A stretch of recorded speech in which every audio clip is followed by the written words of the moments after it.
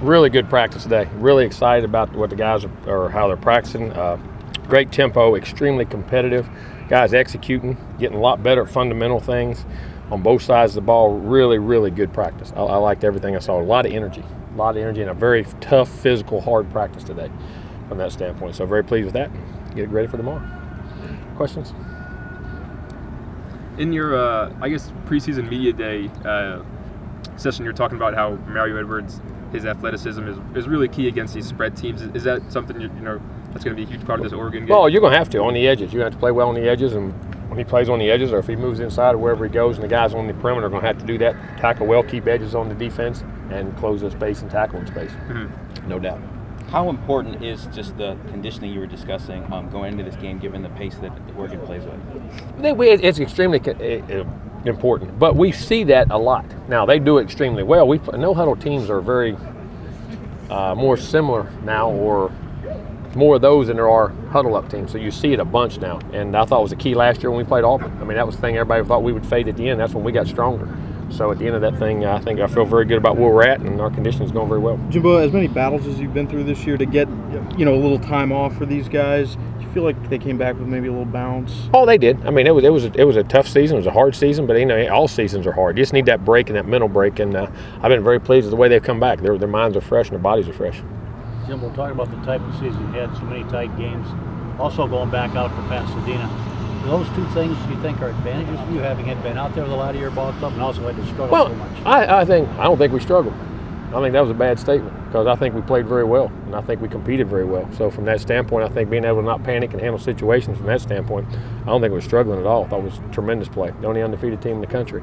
And to play in Pasadena, I think at least it's good where you're going to be, the kind of the stadium is, and the weather, and I think that'll be an advantage. Going back to Mario real quick, you played a few spread teams this year. How did you think Mario fared in those situations? Good. He played very well. Mm-hmm. He had some really good games. Is there a mental challenge to trying to win a championship for the first time that you guys went through last year that maybe Oregon has to go through now? Yeah, I mean, you're hungry and you keep pushing. I don't know if it's a mental challenge. I mean, it's a challenge that it's one of your goals that you got to strive for until you can get it done. And you just got to keep playing. It's like we did. We didn't think about the championship when you're in it. Think about playing well. If you think about playing well, you're there. Just like repeating. I mean, repeating is champions. I mean, that's another one. You just got to keep. Don't worry about repeating. Just got to keep continuing to play well. Which one was harder? Both. So it's not like there's any extra. It's not like there's any extra pressure last year having tried to get that first one. No, I don't think so. I mean, pressure is what you allow pressure to be. As far as John Franklin's concerned, is it tough to find a scout guy versatile enough to give you a good look at the triple option and then right into the spread? Yeah, but John's very equipped with that because he's got great arm strength. He throws it well, and he can. I mean, he's not just quick. I mean, John's fast. I mean, he's 600 meters. So, I mean, from that standpoint, it does give you a simulation, at least the kind of athlete. But that's the Heisman Trophy winner. I mean, that's a different level, but it's the best simulation you can get. Who, if anybody, does he remind you of Jimbo Mariota? Nobody really. I think he's kind of unique. I really do. Are there things this year's team does better than last year's team, or better than any team you've ever coached? Yeah, I mean, I don't know. The resiliency, the togetherness, the ability to play in big moments consistently, never panic. Probably did as well as any team I've ever been around. And they were challenged with it more, but I mean, it just kind of was a norm. And I can say some teams you get rewarded for saying that they can come back like that, and your quarterbacks can do those things. Other people say other things. So, I mean, but their resiliency to play in pressure situations was as good as any I've ever been around. Everybody focuses on Oregon's scheme, their tempo, but really the balance they have on offense. No doubt, they run and throw it and boot it and naked it and make you play They make you play sideline to sideline, end zone to end zone. And I think that's one of the keys. When you were down in Orlando, Coach Helfrich said that watching film, he could see that your players just believe late in the game that they're the better team.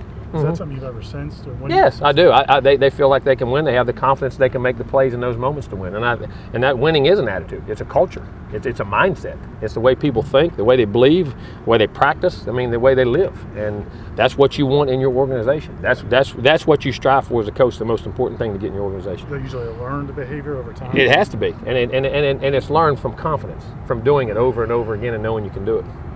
Jimbo, Mariota said last week, he often changes the play at the line, while he sees defenses. How much have you seen that, and how do you prepare for something like that? Well, everybody does that. That's a norm now. I mean, people, their checks and what they're going after, and then you got to. That's the chess match of football. I mean, the plays are the multiplicity of things that are going on, and that's what you see every week. Does it make it harder that he's dual threat?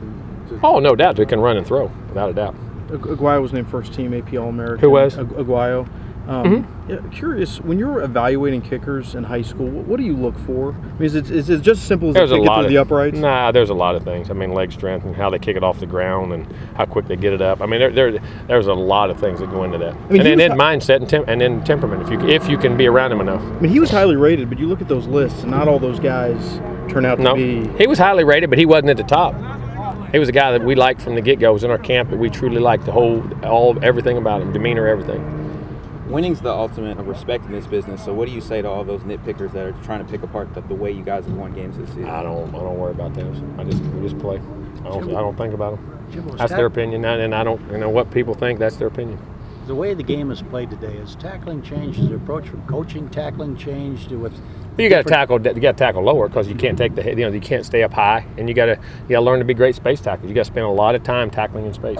How much has that brought into coaching over the last few seasons? Oh, a bunch. I mean, I think it is. The game has really changed, and the recruiting of the type of players you play at different positions, and that's why I think it's turned into such a specialty game. In other words, with nickel linebackers, dime linebackers, dime front guys, it's become a very specialized game. Is it a better game now? Oh, I think it's a great game. It'll evolve. Football's a tremendous game, and that's what makes it. Whether it's a better game is probably depends on what generation you played in. They're all hard and they're all tough. What does it say just about Winston that he's never lost a game as your guys' starting quarterback? Ultimate confidence, and see, everybody says it about him, his but it's the confidence he puts in the other players. See, great players affect the guys on your team. They're not just great themselves. You're never a great player until you affect the guys on your team in a positive way all the time, and that's what he does. Not only his supreme confidence and ability to compete, and he wants the ball in those moments, but the guys on the field want him to have it too, and they believe if they do what they're supposed to do, good things are going to happen. He puts that confidence in both sides of the ball. Please assess how much you think your offensive line has really been such a key component to your team. Extremely. I mean, the experience, the knowledge, and then the adjustments we made at the end, the physicality in which we have now, and the length and size, I think has been it gives us a lot of balance, and they're a key part to everything we do. How good has Trey Jackson been this year? Really good, extremely good. Trey had a really good year. Maybe the best year of all of them consistently, week in, week out. But that's hard. They've all played pretty well. What makes him, he was named an AP first-team All-American too, and he might end up being a consensus All-American. What makes him so good at that position? Well, I think he has size. He has girth, but he has suddenness for a big guy. He's not an oozer. At 330 pounds, most guys ooze. He has explosion. Then he has athletic. He's got great balance. His features, he can move you, and he's a very intelligent guy. Jimbo, how do you feel about your defensive line depth? Good. Feel good. Does it help with Nadi getting a lot of snaps? Oh yeah, those guys, all those young guys having to play, and the more reps you can get those guys, and the outside backers, and the ability to multiplicity of moving Mario inside, outside, all the things that we can do there, and get those other guys on the field. That all helps. Was Nadi not getting as many snaps kind of like the middle part of the year? Yeah, as freshmen just come and go. They go in spurts. You see, they'll do good, and then all of a sudden they hit that freshman wall, and then you got to let them regroup for a week or two, and then it's like catching your breath, when you're on a long run. All of a sudden you get that second win, you go again. These seasons are hard on freshmen. Not just physically, but mentally. The strain of having to practice and prepare at a high level each week. A lot of them have never done it because they've been so gifted. They haven't had to grind like that out of high school, and that's a tribute to them and how much they've allowed us to push them. Before Nadi got back into the Georgia Tech game, did you sense he was kind of back up on that up? That's why he played. How's Nell doing in his rehab? Good, doing really well, and now he'll have a chance to be in there. He could play. There's a possibility he should be out here in the next couple of days in pads. LaMarcus Brutus being able to give you the last couple of weeks. Great. He's got a couple picks here in these last few games. And there's a great example of a guy, as I call old school guys, redshirt junior, wait around, wait his turn, done a good job on special teams. All of a sudden figures, maturity, gets better physically, gets stronger and bigger. That's the way everybody used to play. You never played you're a redshirt junior. You know what I'm saying? And guy make a heck of a contribution who's doing a great job for us. Coach, the style of these two quarterbacks is obviously a little bit different, but does it help your defense at all going against a Heisman Trophy winner every single day? Oh, the competition level. They know, that from a competitive standpoint, you're a Heisman Trophy winner, you're a great talent, but you're a great competitor. And what they bring to the table as far as competitive, not with them, but just to the other guys on the team. And that competition goes. That to me, the greatest competition's got to be out here on this practice field. If they're not, you're not going to be a very good team. Jimbo, you mentioned just guys want Jameis to have the ball in his hand in the fourth quarter. I mean, you're always going to have great players here, but just the dynamic of that. I mean, how hard is that going to be to replicate just when the next guy comes in? I mean, is that it'll be a different guy. That next guy's got to be his own guy. You don't replicate that. You let him be him, and your team takes its own personality off of that group. So it may be somebody else that does it. It may be the next quarterback. You don't know. You just allow.